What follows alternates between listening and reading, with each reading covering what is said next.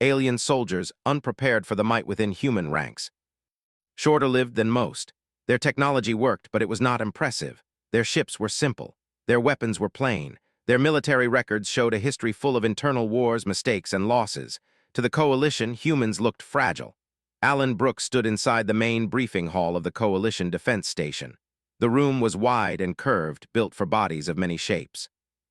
Light panels glowed softly along the walls. Alien officers filled the seats, their forms tall, scaled, or wrapped in armor grown from living metal. Alan adjusted his uniform and waited. He had been chosen as the human liaison commander, not because he was famous or powerful, but because he listened well and stayed calm under pressure.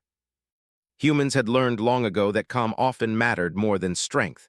Around him, alien officers spoke in low tones. Some glanced at the human section with open doubt. "They look underprepared," one alien officer muttered, not caring if the humans heard. "Their kind fights itself more than enemies," another replied. "Undisciplined." Behind him sat a small group of human officers. Lisa Morrow leaned back in her chair, arms crossed. She was younger than Alan, but already carried herself like someone who had seen too much fighting. Beside her sat Ethan Cole, quiet and focused, eyes always moving. Maya Rogers sat on the other side, studying the room with open curiosity. They were not offended by the comments. Humans were used to being underestimated. The briefing began with a large projection of a distant star system. A red marker flashed over a small colony world. "This is Farpoint," the Coalition speaker said. "A shared colony, mining, trade, medical stations, population stable, threat level low." It often meant no one was paying attention. "Recent scans show movement near the outer system," the speaker continued. "Likely pirates, minimal response required." Even the tall alien commanders straightened. The Krell were not pirates. They were soldiers, an empire built on conquest and control. They were known for discipline, heavy armor, and direct assaults. "If it is the Krell," Alan said carefully, "Farpoint is not ready." Coalition doctrine says. 2 days later, human ships dropped out of jump space near Farpoint. The colony looked peaceful from orbit. Clean streets, active ports, ships moving in orderly paths, nothing suggested danger. Humans did not relax. Lisa led her unit through the lower cargo districts. Boots echoed on metal floors. The air smelled of fuel and dust. Workers watched them pass, curious. "Place feels wrong," Ethan said quietly. "Too quiet," Meyer agreed. Jack Turner checked his scanner. "No signals, but that doesn't mean anything." Coalition troops stationed nearby stood in neat lines, armor polished, weapons held perfectly. Their commanders issued constant instructions through active comms. Humans spread out. An alien officer approached Lisa, tall, broad, skin like stone. "Your soldiers are out of formation," he said. "They are exactly where they need to be," Lisa replied. The officer frowned but said nothing more. Hours passed. Then the sky broke open. Enemy ships appeared without warning. No signals, no demands, just fire. The first blasts tore through orbital defenses. Satellites vanished in flashes of light. Alarms screamed across Farpoint. Coalition command rushed to issue orders. Then the comms died. Screens went dark. Voices cut out. The carefully built command structure collapsed in seconds. Panic spread among Coalition troops. Units waited for instructions that never came. Humans did not wait. Lisa raised her hand and gave simple signals. Spread, cover, move. Her squad responded instantly. Enemy dropships slammed into the streets. Krell soldiers poured out, armored and armed with heavy weapons. They advanced in straight lines, confident and unstoppable. They expected the colony to fall fast. Ethan fired the first shot. It struck a sensor node on a Krell helmet. The soldier stumbled. Another human shot followed, then another. Humans did not aim for power, they aimed for weakness. The Krell returned fire, blasting apart walls and vehicles. Humans moved before the shots landed. They changed positions constantly, forcing the enemy to react. Coalition troops nearby froze, unsure who was in command. "Follow us," Maya shouted.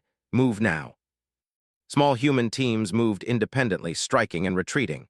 They used rooftops, tunnels, and broken structures. They communicated with gestures and short words. They did not need constant orders. They trusted each other. Alan Brooks watched the battle unfold from a damaged command room. Reports came in late and broken, but one pattern was clear. Where humans fought, the enemy slowed. Alien officers began to notice. "They are not following protocol," one said. Alan answered calmly. "Protocol assumes control. Humans assume chaos." The Krell pushed harder, bringing heavier weapons. Humans adjusted again. They split into smaller teams, striking from angles the enemy did not expect. Maya smiled briefly as she moved. This was the part humans understood best. Imperfect ground, broken plans, no safety. This was where humans survived. As night fell over Farpoint, the colony burned. The coalition was shaken. The Krell were confused, and for the first time the galaxy began to sense that the humans it had dismissed were something far more dangerous than they appeared. The warning came too late. The colony of Farpoint sat on a dry red plain built by many species together. Tall towers of alloy and glass stood in neat lines. Supply ships rested on landing pads. For years, the place had been quiet. The coalition believed the nearby systems were safe. They were wrong. The first enemy ships appeared without light or sound. They slid out of deep space like dark shapes in water. Alien soldiers known as the Krell moved fast and without fear. Their empire believed in strength above all else.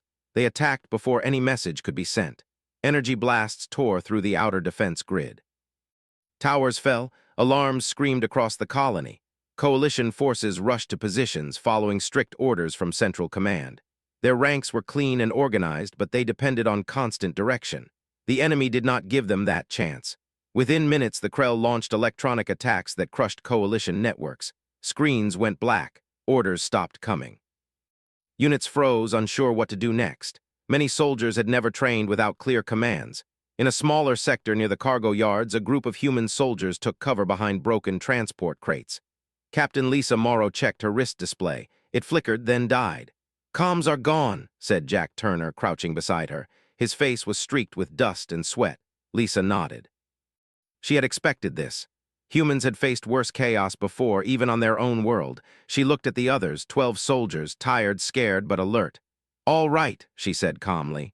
"We work manual, same as drills." Nearby, coalition troops hesitated in open ground. Krell soldiers advanced in tight formation, armor dark and heavy. They moved with confidence, firing in steady lines. They expected their enemy to break. The humans did not break. When the first Krell squad moved too close, Ethan Cole triggered an explosive charge buried under debris. The blast lifted 3 enemy soldiers into the air. Before the rest could react, human rifles opened fire from 3 directions. The Krell commander paused. This was not how weaker forces behaved. They should be falling back. Instead, the humans pressed forward. Maya Rogers slid across the ground, firing short bursts. She did not aim for armor. She aimed for joints and sensors. One Krell fell, its leg failing. Another dropped when its helmet cracked. "Keep moving," Lisa said over hand signals. Voices would give away position. The humans shifted again, never staying in one place. The Krell fired heavy weapons at empty cover. Their return fire hit air and broken metal. Above them, the sky burned, ships fought in orbit, debris rained down like metal rain. The ground shook again and again. Across the colony, similar scenes played out. Coalition units without leadership began to fall back in panic. Some tried to regroup. Others ran. The Krell pushed harder, certain of victory. Then they met more humans. In the medical district, a mixed unit of alien soldiers found themselves surrounded. They had lost command hours earlier. Fear crept into their ranks. A human sergeant named Daniel Price took charge without asking. He pointed, gestured, moved people into cover. He did not know their language as well, but they understood his intent. "Hold here," he said simply. When the Krell attacked, they met a wall of fire and traps. Doors slammed shut. Hallways filled with smoke. Humans fought at close range, using knives, tools, anything they had. They did not retreat when wounded. They dragged each other back and kept firing.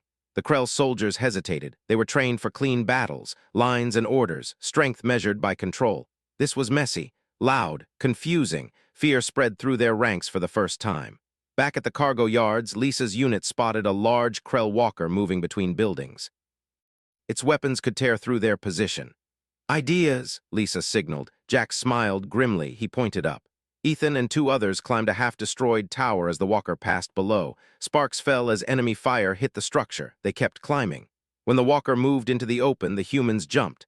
They landed on its back, magnetic boots locking on. Maya jammed her blade into a panel seam. Sparks flew. The machine screamed as systems failed. The walker stumbled, then collapsed, crushing 2 Krell squads beneath it. The humans leapt clear, rolling across the ground. They ran before the enemy could react. Hours passed. The sun began to set, casting long shadows across the ruined colony. Fires burned everywhere. Screams echoed through empty streets. The coalition command finally restored limited communication. Scattered orders went out: retreat, regroup, hold key zones. Human units responded, but not always as ordered. Some ignored retreat calls to save trapped civilians. Others launched attacks without permission, striking enemy supply lines and flanks. To the Krell, this made no sense. Humans did not fight to preserve formation. They fought to win moments, to survive, to break the enemy's will. A Krell officer watched through cracked optics as a wounded human stood back up, blood dark on his armor. The human raised his weapon and fired until it clicked empty, then threw it and charged with a blade. The Krell officer stepped back. This was not weakness. This was something else. By nightfall, the enemy advance slowed. Not because the coalition was stronger, but because the humans would not stop. Every street became dangerous. Every shadow hid a threat.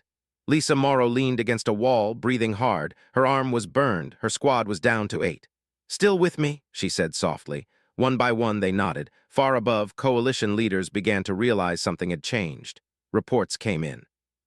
Where humans fought, the enemy stalled. Where humans led, lines held. The battle was not over, but the myth that humans were soft was already dead. The humans had taken positions in the heart of the colony. Broken buildings, empty streets, and smoldering vehicles became their battlefield. The Krell had expected to finish the fight quickly, but now their confidence wavered. Wherever humans appeared, they were dangerous, unpredictable, and relentless. Lisa Morrow crouched behind a half-collapsed wall, scanning the street ahead. She could see enemy shadows moving between ruins, cautious now. Every step the Krell took risked running into another human ambush. "We need to move," she whispered to her squad. "They'll try to flank us soon." Every corner they passed, every doorway they entered, humans set traps or prepared crossfire. Grenades hidden in debris, trip wires across narrow alleys, improvised barriers, everything slowed the Krell advance. The Krell commander frowned. "Why are they so different?" he growled to his subordinates. "This is not the behavior of a weak species. They coordinate without signals, without orders.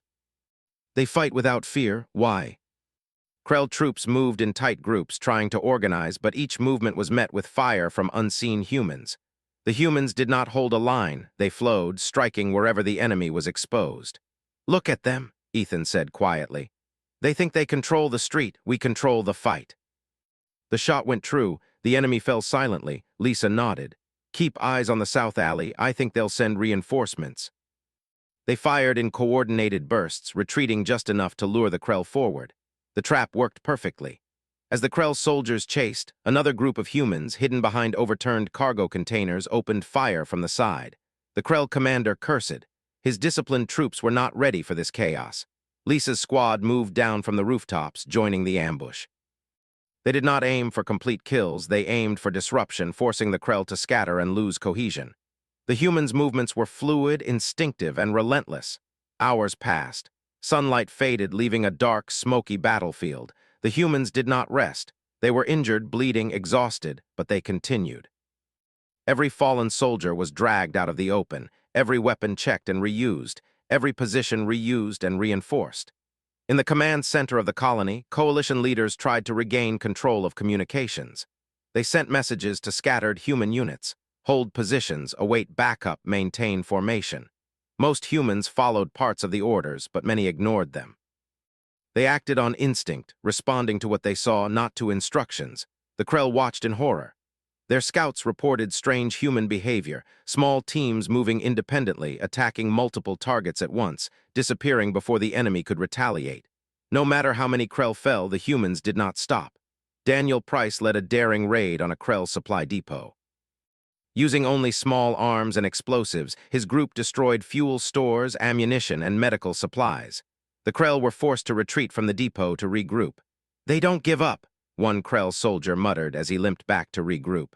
"They fight like predators." "This is why humans survive," she said to Ethan.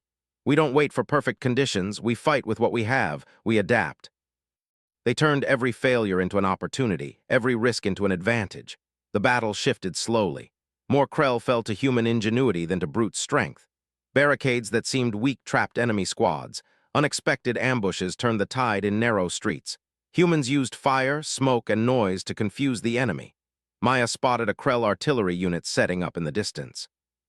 If left alone, it would destroy much of the remaining human positions. She signaled to Lisa, "We take it now." The Krell lost one of their strongest weapons, and morale dropped further. By night, the colony was a maze of smoke, fire, and ruin. The humans had lost soldiers, but the enemy had lost much more. Coalition units, once in disarray, began to rally behind human squads. They learned from observation, copying tactics, following lead rather than orders. The Krell commander realized they were losing not because of numbers, but because humans refused to be predictable. They adapted, they improvised, and they never stopped. The enemy could not calculate human strategy because there was none in the traditional sense, only action, reaction, and relentless drive. Lisa crouched beside a ruined wall, watching a group of civilians escape a collapsing building. "We protect them," she said quietly. "No one else can do it." Every success built confidence for the humans. The night was long. Explosions, gunfire, and screams echoed across the ruined streets. Humans fought not for glory or rank, but to survive and protect. They were creative, brave, and tireless. By dawn, the Krell were retreating in small groups. Exhaustion, confusion, and fear had taken hold. They could not understand the humans. They could not adapt fast enough. The humans were already moving to new positions, ready to strike again if needed. Lisa, standing on the highest rooftop she could find, looked at the battlefield. Broken buildings, scattered corpses, and fires everywhere. "We did it," she whispered, not boastfully but with quiet satisfaction. Humans had survived another impossible fight. Ethan joined her, shaking his head. "They'll never forget us now. They'll know humans are not weak." Humans fought in ways the aliens could not predict. Humans thrived in chaos. Humans survived where others failed. As the sun rose over the destroyed colony, the humans regrouped. Some were wounded, some were exhausted, but all were alive. They had turned the battle into a victory, not by weapons or orders, but by determination and the strange, terrifying strength that humans carried in their ranks. Lisa, Ethan, and Maya walked through the streets, checking each squad, each civilian. Their eyes were tired but sharp.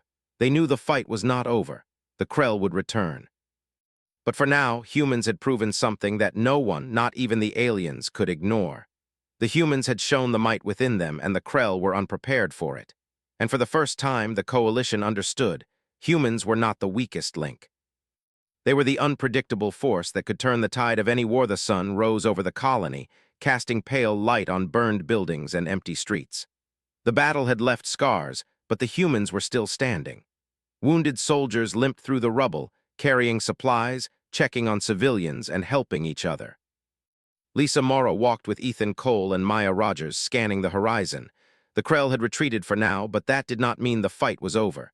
Humans knew that the enemy would return, stronger and angrier. "We need a plan," Ethan said quietly. "They'll come back and they'll bring more troops this time. They don't adapt as fast as we do." They used the broken streets and ruined buildings as defensive positions. Humans moved quickly, setting traps, placing barricades, and positioning snipers. They worked without waiting for permission, relying on instinct and experience rather than command. The Krell commander, observing from orbit, saw the humans organizing. He felt a cold sense of fear he had never experienced before. The humans were not following orders. They were thinking, adapting, creating strategies on the fly. Every action seemed unpredictable, every movement deadly. "They are not like any enemy we have faced," he said to his officers. "We cannot control them, we cannot predict them. Our strength is meaningless against them." The humans' ability to improvise had broken their confidence. They were no longer just soldiers, they were hunters. Lisa and her squad moved through the city, checking positions. Wounded civilians were being evacuated, supplies distributed, and barricades reinforced. Every human soldier took initiative. Some led small teams of aliens, showing them how to fight without orders. Others set traps and ambushes, teaching the Coalition how humans used chaos as a weapon. "Listen," Daniel Price said to a group of Coalition soldiers. "They'll come this way again. If we hide and wait, we die. We move, we strike, we confuse them. Simple." Humans were no longer the weakest link. They were the core of the defense. Days passed. Small skirmishes broke out across the colony as Krell scouts returned. Each time, humans led the fight, using guerrilla tactics, traps, and their ability to adapt. The Krell fell again and again. Morale among the humans and Coalition soldiers grew, while the enemy began to doubt themselves. Lisa led a small strike team to disable a Krell communication hub. The structure was heavily guarded, but she did not hesitate. She and her team moved quickly, avoiding detection, disabling alarms, and neutralizing guards with precision. "Move fast," Lisa whispered. We only get one chance. When the charges went off, the communication hub was destroyed, cutting off the enemy from coordinating with reinforcements. The Krell were confused. Their attacks became slower, less coordinated. Humans exploited every weakness. Every failed attack was a chance to strike again. Every retreat was an opportunity to trap them. In the command center, coalition leaders observed the human tactics. They were amazed. Humans did not wait for orders. They adapted. They led others by example. They inspired courage in soldiers who had never fought outside strict rules. We underestimated them, one commander said. They are the backbone of this defense. But humans were ready. They had studied the enemy's patterns, predicted their movements, and prepared. Lisa, Ethan, Maya, and Daniel positioned squads along the streets. Traps were set, barricades reinforced, and civilians hidden. When the Krell advanced, humans struck from every direction. Grenades exploded in narrow alleys. Snipers fired from rooftops. Humans moved through the streets, disappearing and reappearing, confusing the enemy. The Krell could not predict where the next attack would come from. Ethan led a team to disable a heavy Krell walker. They climbed it while it moved slowly, cutting wires and throwing it into chaos. The walker fell, crushing enemy soldiers below. Maya took a group of scouts to flank another enemy squad. They moved silently through ruins, striking quickly and retreating before the Krell could respond. Daniel led a civilian evacuation through a dangerous sector. Even while under fire, he inspired courage and focus in the frightened people. Hours passed. The humans never stopped. They fought not just to win, but to protect. Every success inspired more humans and coalition soldiers to act. Every failure was adapted into a new tactic. The Krell commander, watching from orbit, realized defeat was inevitable. His troops were exhausted, scattered, and terrified. They could not overcome humans' adaptability, courage, and determination. Finally, the last wave of Krell withdrew. The humans had survived. The city was in ruins, but the enemy was gone. Humans stood victorious, not because of technology, but because of the strength within them, the ability to adapt, to endure, and to fight against impossible odds. Lisa, Ethan, Maya, and Daniel walked through the city streets. Wounded soldiers were being cared for. Civilians were being rescued. Coalition soldiers now followed human leadership, learning from their tactics and courage. Lisa looked at the sunrise over the ruined colony. We did it, she said softly. They'll think twice before underestimating us again. They had fought when others faltered, adapted when others froze, and led when others hesitated. The coalition would never forget the lesson of the humans. Courage, adaptability, and determination were stronger than discipline alone. News of the victory spread quickly. Humans were honored across the coalition. Their methods, their courage, and their adaptability were studied and taught. What had once been seen as weakness, human unpredictability, stubbornness, and fearlessness, was now respected as strength. The Krell retreated to their territory, humiliated and cautious. They had underestimated humanity and paid the price. Their soldiers spoke in hushed tones of the humans who could survive anything and turn impossible odds into victory. Lisa stood at the edge of the colony, watching the horizon. This is just the beginning, she said. We've shown them what humans can do, but we have to be ready for what comes next. And we will continue to do so. Not just buildings, but confidence, courage, and respect. The Krell might return one day, but humanity had proven one simple truth. No enemy, no matter how strong, could match the might within human ranks. And for the first time, the coalition truly understood the power of the human spirit. The unbreakable strength, creativity, and courage that lived within every soldier, every civilian, and every human willing to fight for survival. Lisa, Ethan, Maya, and Daniel walked together through the streets, leading their squads, planning the next steps. They were tired but not broken. The humans had won, and the universe would never underestimate them again. The Krell had learned their lesson. The humans had become the unpredictable, unstoppable core of the coalition's strength. And the fight for survival, for respect, and for the future of humanity had only just begun.